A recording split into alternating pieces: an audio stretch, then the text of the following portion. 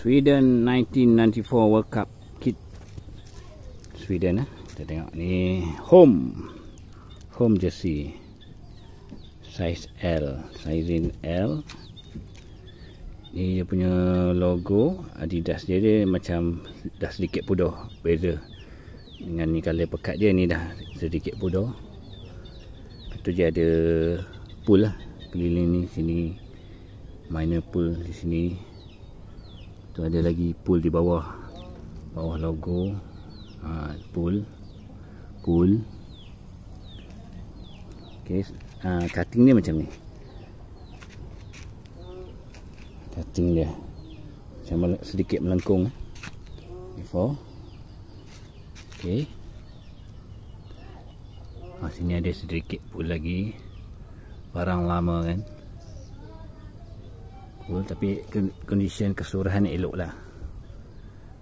Okey, kita tengok belakang pula.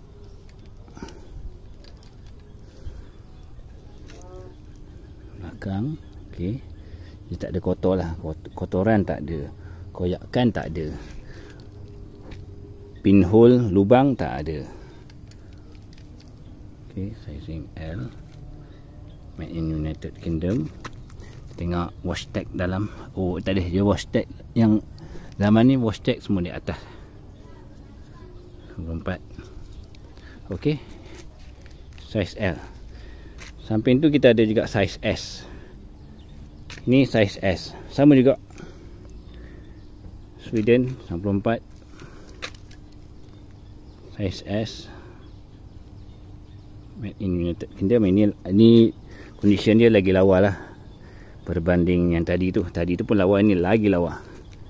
Ni cutting dia sama juga, dia macam ni melengkung daripada ketiak sampai ke bawah. Ni S.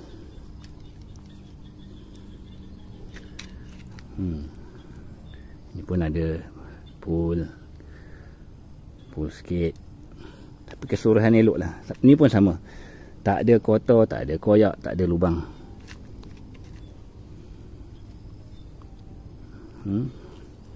Ini S, ini L.